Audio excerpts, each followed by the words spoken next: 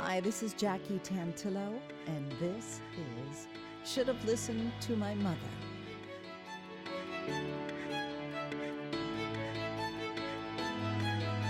And I'm so honored that you asked me to weigh in on mothers. This is really fantastic. I think what you're doing as a psychologist, I see what you're doing is so psychologically important. So thank you. So why, even though we haven't started the interview, why do you say that? Okay. Well, because I think, when I study heroes and when I ask people, who are your heroes, the number one answer is the mother. Twice as many people say mother than father, and people see their mothers as a hero more than Ghandi and Martin Luther King and all the iconic heroes. So there is something very important for us all about mothers. And so you're touching on something that cuts pretty deep in all of us, I think. I think so, and it's endless possibilities.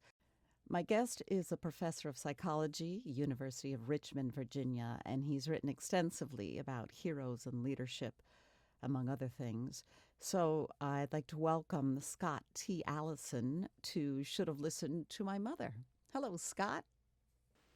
Hello, Jackie.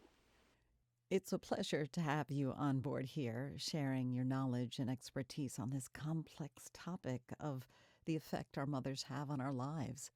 I found a paper that you wrote from what I believe was 2019 about moms and all of the important love and emotions, whether it's protection and defense, intelligence and wisdom, moral models, all of things that encompass what we envision or expect or have experienced from our moms. Yes, exactly. Mothers are our number one heroes. And I ask people, who are your heroes? The mother, one's mother, is the number one most popular response given. Hands down, by far, moms are the most... Oh, hands down. That's right. More people list their mother as their hero. Twice as many people say mother than father. So people think their fathers are important, but mothers are something very centrally important, psychologically most important about mothers, and emotionally important, as I write in that article that you found. What is your mom's name? What was your mom's name? My mother's name was Sara, Sara without an H. And where do you hail from? Where did you grow up, if you could just set the scene a little bit? Well, we grew up, split our time between Pittsburgh, Pennsylvania, and Los Angeles, California. So when I was 8 years old, we moved from Pittsburgh to L.A., and did so about half and half, my growing up East Coast, West Coast. And do you have siblings? Older brother and an older sister, so I was the youngest. That's good. So am I. All right. Yeah. When you think of your mom, even as a kid, like what comes to mind? Where do you see, sense, and feel her? I kind of like to set this up just so people get an idea of how deep this relationship is. Well, pretty deep, because my dad, my mother and father, and you probably know this, that opposites attract. My mother and father were opposites. And my dad he struggled with depression, and he was an alcoholic. And so he was kind of moody and edgy and kind of dark and critical and scary. And my mother was the opposite. She was lightness and air and love and encouragement and positive. So it was really a strange childhood in the sense that I got the dark side of human nature from my dad, and then everything good about the universe came from my mom. And of course I'm exaggerating, because we all know that everyone is a shade of gray. My dad did have a good heart, but they really were opposites in a lot of ways. So I think that my mother was so important to my well-being because she was so much demonstrably loving. I mean, she was just so positive and encouraging, and I really needed that because my dad was not good with kids, and he was kind of cold and scary. So yeah, you can see how my mother was so important to my upbringing. I really needed her to to come out as a pretty highly functioning person. Without her, I think I would have been truly lost without her. How did she, because she was the protective barrier between your dad's wrath or his illness, how did Right. she divide herself? Because she always knew she had to put the happy face on for you guys, right? Yes, she did. I mean, I think you've nailed it.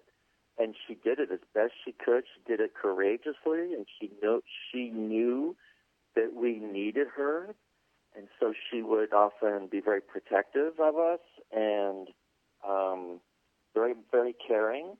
But she also had to deal with my dad and his disease of alcoholism. So she was often absent because she had her own life to deal with and her own mess to deal with. So sometimes I think I was sort of semi-neglected, but not really. I think if she neglected us at all, it actually did us some good. It made us more independent.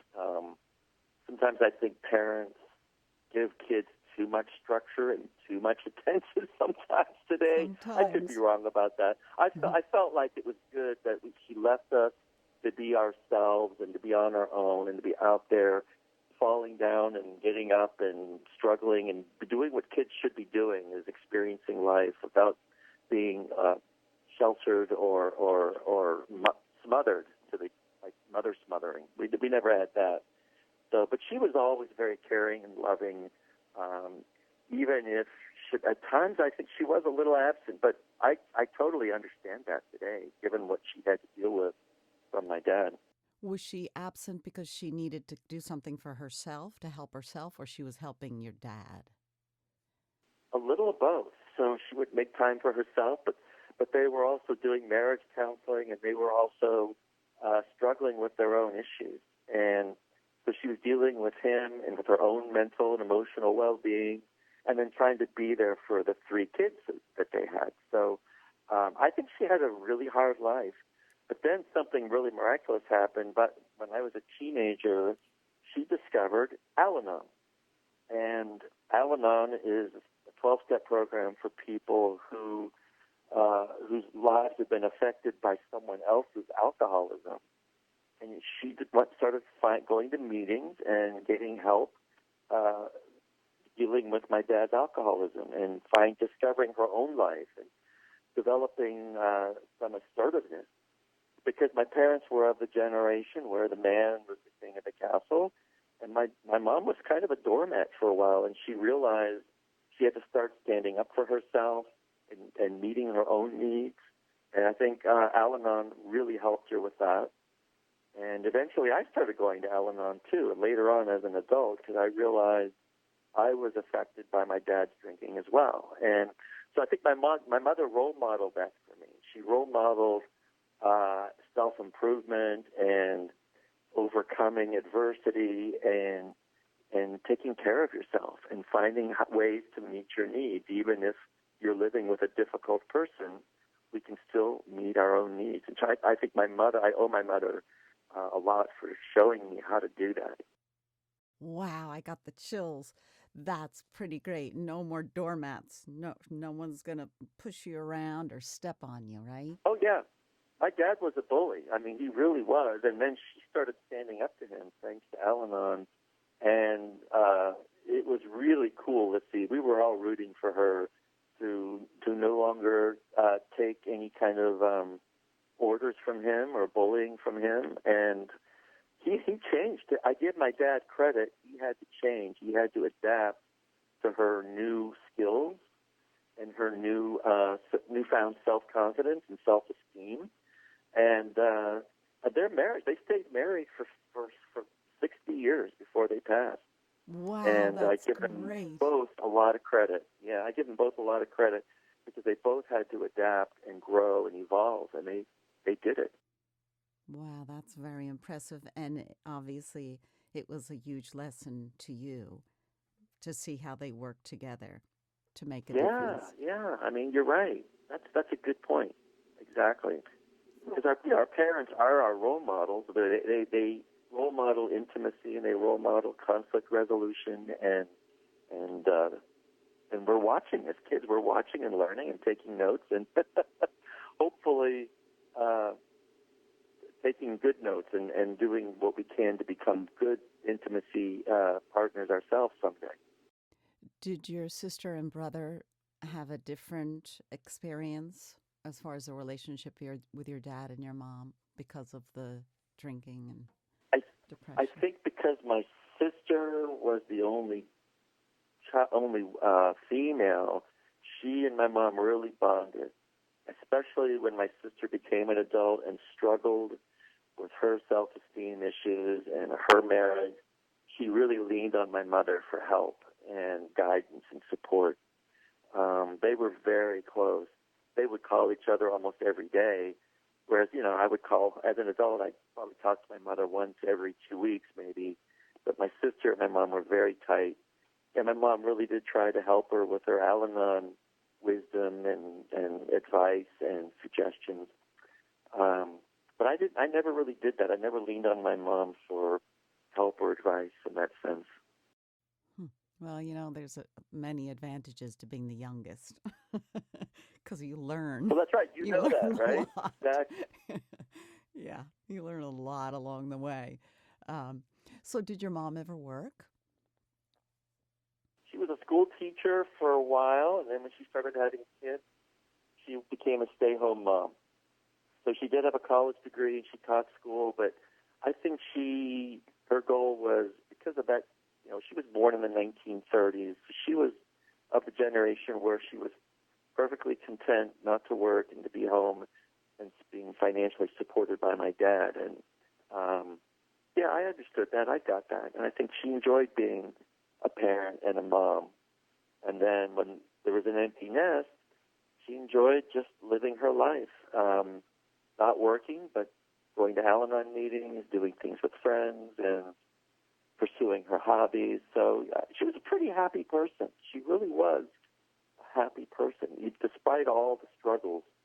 My mom had a naturally cheery disposition, the opposite of my dad, who was perpetually grumpy. It's so funny to see them as a couple together, but in a way it worked because they stayed married for 60 years. It's quite remarkable. How long did she stay in Al-Anon for? Till the very end? Or no? Well, till the very end. She did.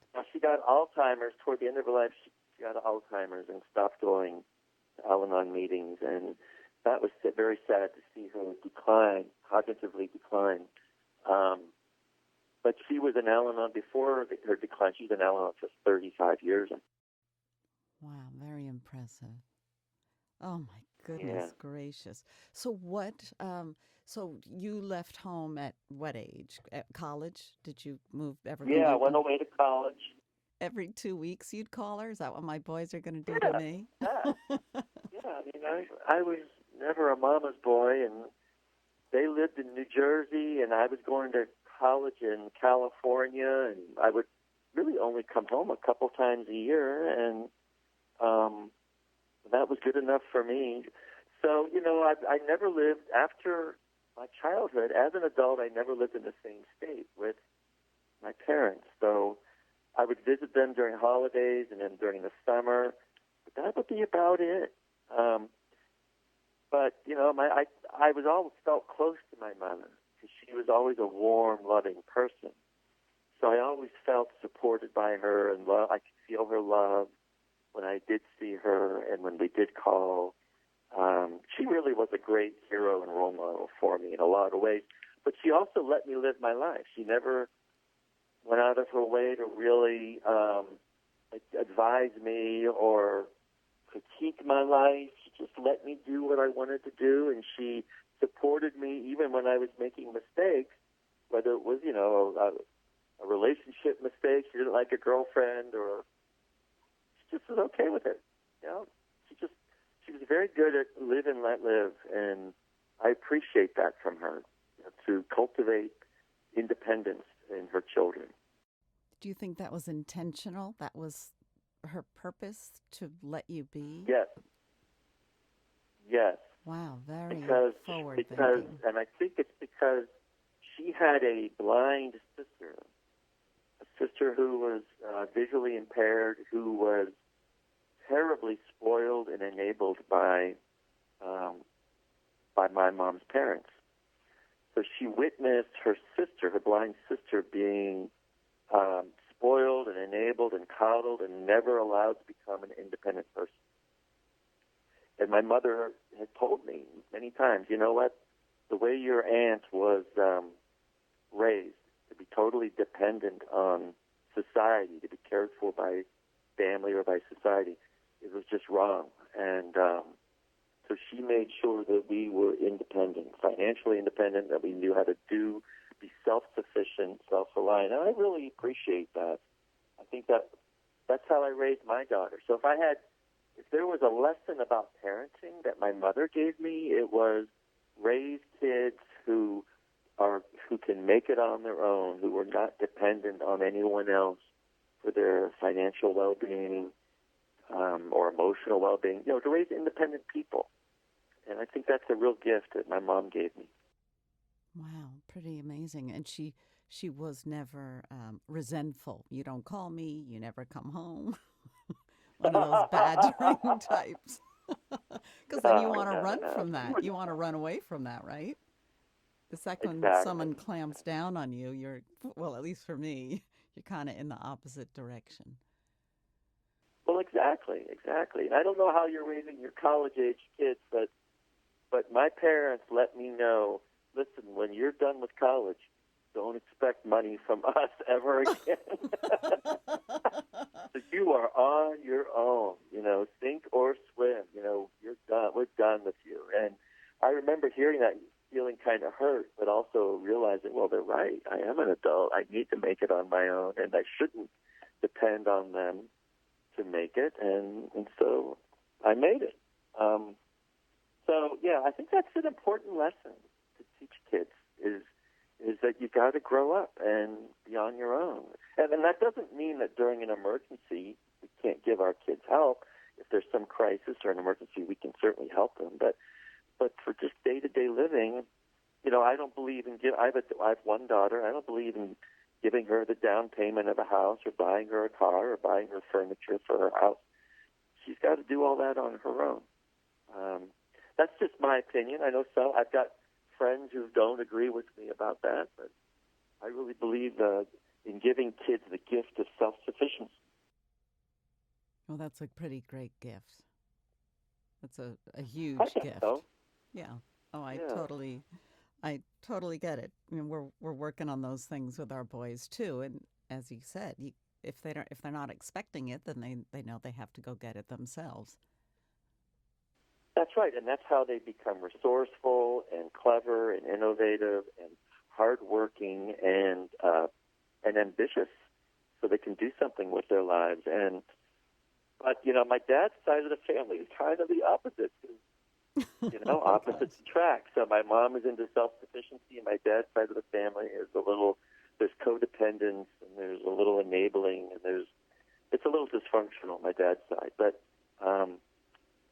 my mom gave me the gift of love and the gift of self-reliance. And another thing she really taught me, my mother role modeled honesty and integrity so strongly. She emphasized honesty, always tell the truth, and be good to your word and fulfill your obligations and be reliable.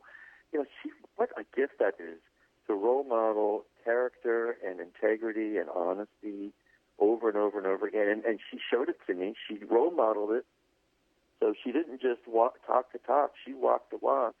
So do you have a specific example that you can recall where she walked the walk? I mean, do you remember doing something maybe not, above board, and she had to have this little conversation with you? Many times. Oh, my gosh. I was a diabolical little kid who tried to get away with things. And she would catch me and say, you cannot get away with that. And then I would be punished. And I deserved it. And the punishment fit the crime, and I learned my lesson.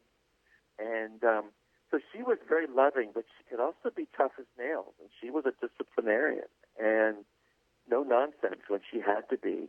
She really was amazing when I think back, which is why I really appreciate this opportunity to talk to you, Jackie, because you're getting me to think about how much I really appreciate my mom and what she went through, the sacrifices she made, and the lessons she taught me. I mean, she really is a hero, a superhero when I think about it. Is she your inspiration for all of your books and your writing, or a lot of your books and your writing? Because you have written quite a few, and a number of them are about heroes and leadership. And Absolutely. And in fact, not just my mother, but my mother's mother. So my grandmother on my mother's side was the same, only an older, wiser version of my mother, and incredibly loving, and just had such a beautiful spirit. And both my mother and my mother's mother, incredibly heroic to me, because they both role modeled kindness, generosity, encouragement, honesty, and love. And wow, what a gift to give your kids. I'm just so grateful and appreciative, because my dad didn't have the ability, because of my dad's alcoholism. He was handicapped. He was challenged. He was not able to show love. And so I desperately needed it from my mother and from my grandmother. And thank goodness I got it from them, because I think we all have to have that, or we're doomed. And so I really think of my mother and grandmother as the two most heroic people in my life. your maternal grandmother, what was her name? Claire. Claire. I thought you were going to say Grandma. Well, she was Mimi. But her Mimi. first name was Claire, but she was Mimi to us. Yeah, And what I a love beautiful that. spirit she was. And Yeah. she lived nearby, or did she live with you? She lived far away. She lived in Pittsburgh, where we originally came from. But she would come and visit us during the month of December. So when we lived in California, my grandmother would come stay with me and our family during the month of December. And my dad, who was the mean alcoholic, would be on his best behavior in front of my mom's mom. So December, and I have wonderful Christmas and memories and December memories, because my dad kind of decided to behave himself. So but of course, all hell broke loose in January when my grandmother returned to Pittsburgh. Oh my So I don't have fond January memories, but December was fantastic. Oh my gosh, monthly memories. So Yeah. Yeah. my husband has 3 older sisters, so he was around women from a young age, and his mom was very influential in his life, and raised to be respectful of women and how to speak with them.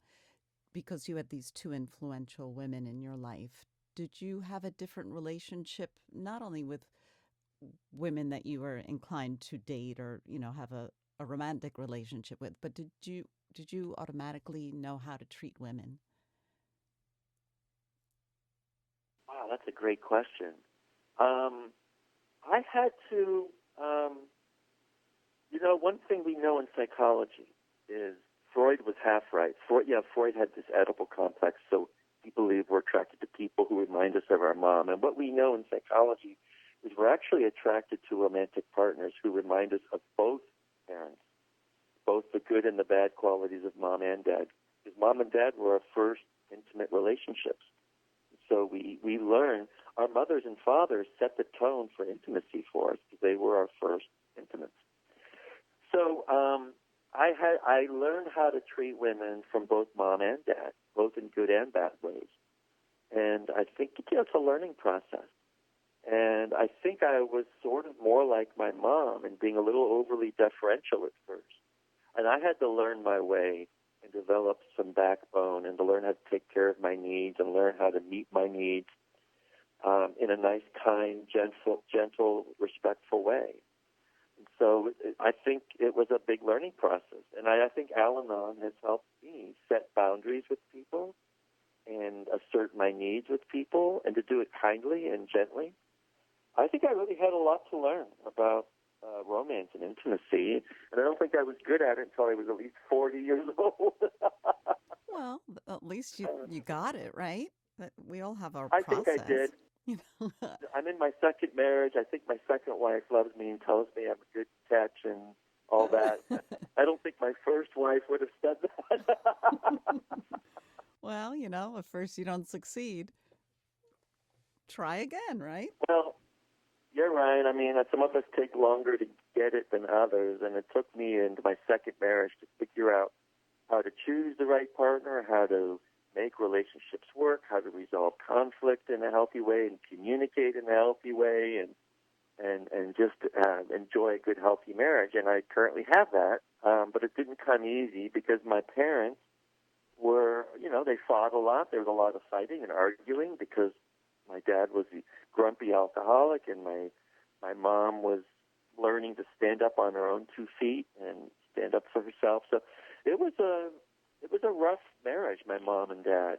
So I did not have good intimacy role models. I had to figure it out on my own, and I had to learn the hard way, doing it wrong. I did it wrong for a while, and then I learned how to do it right, eventually. Good. That's the good part, right? You learned how to do it right. So Yeah, exactly. Yeah. did you bring your friends to your house to hang out, or you never would do that because you never knew what to expect? No, I joke about that. My brother and I joke about how we couldn't bring our friends over. It was too embarrassing. My parents were always fighting, and my dad was this weird, grumpy man drinking in the corner of the room. So my brother and I would always spend time at our friends' houses. So, yeah, that's funny you should ask that because it's so true. We just wanted to keep friends away from the house. Did anyone know about your dad's drinking? Did the neighbors know or your mom's friends know, or she kept it all quiet? I think we put up a front, and one of our dysfunctions as a family was it was all about keeping up appearances, and we have to appear to be for the perfect family when we were anything but growing up. So yeah, I don't think people knew really, but they do now because now I tell my story at my Al-Anon meetings. That's good. To maybe help out younger members of the Al-Anon program figure out their lives, and that's giving back. My mother was very much into giving back and helping people and being of service to people and giving your time and your wisdom to others, sharing experience, and so I try to do that. My mother was such a role model in terms of really helping others and being of service. And I owe that to her and to my grandmother, too. She was the same way. You're a lucky guy. Well, in some ways, yeah. Yeah, I know. Absolutely. You got the raw end of the stick with your dad's Well, situation. I think all of us struggle. Yeah. None of us, that's the one thing I've learned is that everyone has a struggle. Everyone has some issues and some baggage from the past. And that's just life, and then we're called to kind of work through it and figure it out and grow from it. And I didn't escape damage, and I don't think anyone does. But that's just life. It's part of the equation. That's and exactly I'm grateful right. that I have the tools now to figure life out and to be grateful for everything, the good and the bad. You've spoken of so many gifts that your mom gave you. And then I always ask the question, are you who you are today because of or in spite of your mother? Oh, yeah, because of. Yeah, I say maybe despite my dad, but because of my mom. And that's really unfair because my dad he had a good heart. When he got sober finally, he actually helped me and mentored me about finances and about aspects of life that I'm very grateful for.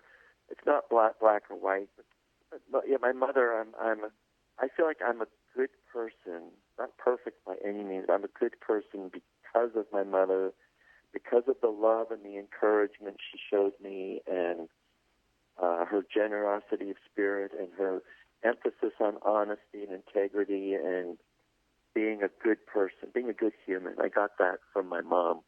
And I fall short of those ideals, but my mom always believed in making the effort to be the best you can be. And what a gift to have her in my life. And And it was hard watching her get Alzheimer's and seeing her slip away over the years before she died. That was pretty heart-wrenching. But even toward the end, you could tell she still had that laugh and she still had the twinkle in her eye. And a part of that love in her heart was always there, even to the very end. Oh, that's so hard. I'm sorry you had to go through it, but like you said, the twinkle still in her eye, and she's your Yep. mom, right? And her work was done. That's right. Actually, you're absolutely right. And she was a beautiful spirit all the way to the very end, even as she was in decline, and she really lost herself. It's interesting how in Alzheimer's you may lose a lot of who you were, but there's that spirit that's still there. If you look deeply enough, you can see there's an essence that's always still there, and I could see it. We could all see it, even toward the very end. And what a gift to have her in my life and to have influenced me and helped me get through a tough childhood and to just be there when my dad was not able to be there. She really had to play the role of both parents. She was there for me. I really do owe her my life, my mother. Sara, you did good. You did good. Scott T. Allison. Do you always keep the T in there, or do people just call you Scott Allison? Oh, I'm Scotty. Scotty. Scotty. Oh, That's my what gosh. my mom used to call me when I was little, Scotty. Oh, not Scott T, but Scotty. Scotty. Oh, that is wonderful. Oh, that's great. What a pleasure. I'm so glad I asked you on board and that you agreed to join me for this episode of Should Have Listened to My Mother. Well, thank you. I'm honored to be part of your podcast and grateful to be spoken to. And Jackie, I really owe you for helping me process my relationship with my mother more deeply and with a grateful heart. Thank you. Thank you. I'm Jackie Tantillo, and we'll be back next week with another episode of Should Have Listened to My Mother.